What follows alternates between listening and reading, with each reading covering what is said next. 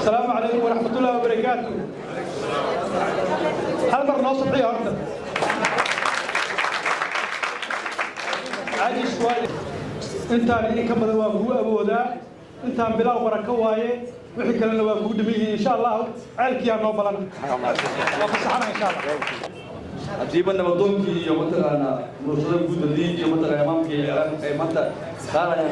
شاب صار يا أرض نصيب ضيعي فروا الله الله على دم كأرض وغالية مركب علينا أنا ولا أنا كنا علينا ألكان وعكوج جوي مع عبد الله إمامك هراب بلا هراب أما هوية أما مدلول أما أبقال أنت بوصل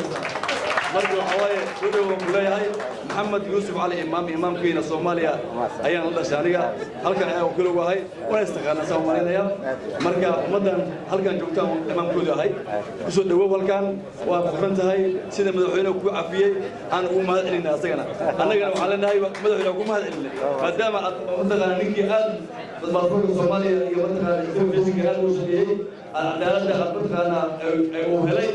وحمسوا من مدن كينيا نيروبي halkaas uu baa dowladda Soomaaliyeed waxaan leenahay aad u maasantiin gudaha dowladda kale dhaqanka ummadda Soomaaliyeed halkan fadhido aadanka mahadcelaya kusoo dhawow gudoomiye aadanku mahadcelina assalaamu calaykum wa rahmatullahi maharin warna maharin waxaan rabaa marka hore inaan u mahadceliyo dhalinyarada soo qaba qaadaysan munaasabadan iyo guud ahaan dadka Soomaaliyeed ee sharafta leh ka soo qayb galay madaxda iyo wadahan dhaqanka iyo haweenka Soomaaliyeed ee quruxda badan ee iyaguna maanta jooga si gaar ah ayaan u salaamaya war badan ma harin aniga qofka yaqaano uu garan karaa waxa la soo sheego iyo waxa la igu sheego waxa ka soo jeedaa guri tarbiyad wanaagsan leh amaano iyo lagu yaqaano إيمان مزيد أنا يكسر جدا وحنا هاي معلم سوى شقي وحنا ها من قضاء تربية مناسب وحنا ها دولة هذا كل دولة قف سوى شقي لقونا أمانكم أنتي سيدا ضدك غير المقاتل كورن وحنا مركا قف ولما الصومالي أو فهم كلام وجدة كبرسون هاي أرمها نوع عاسة ما أنا هاي واحد دولة أو ودتي واحد هاي waxay shakhsiyaad mashruuci dowladnimada soo dhaxgeliyeen marka iyaga ayaan ujeedadii kala haayeen hase ahaatee mar walba waxaan ku faraxsanahay cadaaladda waxaan aqbalay cadaaladda waxaan aqbalay taageerada iyo garab istaagga dadkayga Soomaaliyeed waana ugu filan tahay saasaan rajaynaynaa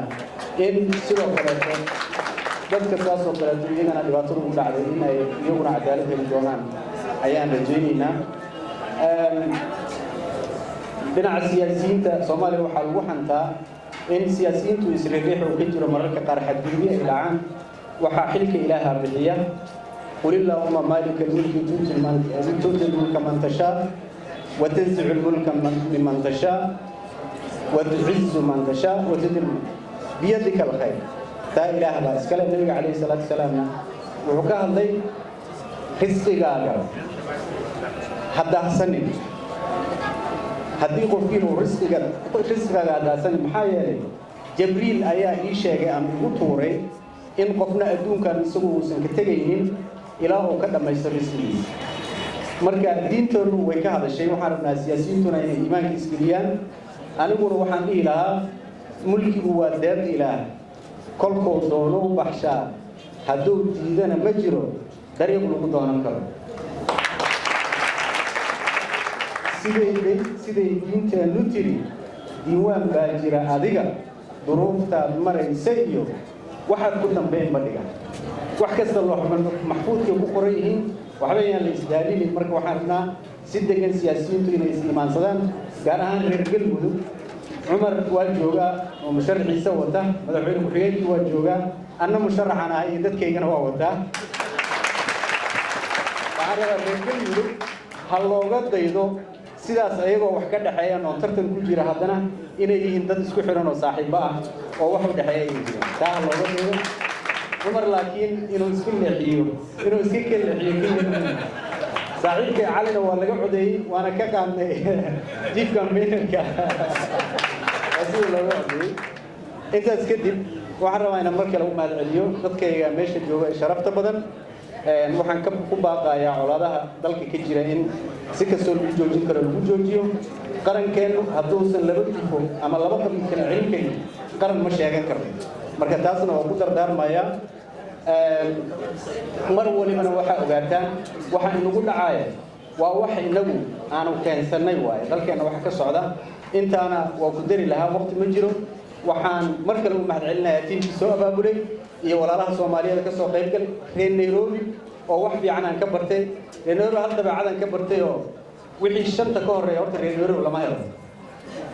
waa weydiiyay marka waxaan ii sheegay midna waa shaqaystaa midna dariisa kale ay nasiibada ku jiraan laakiin waxaan intaan joogay halkan reer Nairobi aan ka helay waxa laalay wixii aan dalka uga baahan lahaa oo ah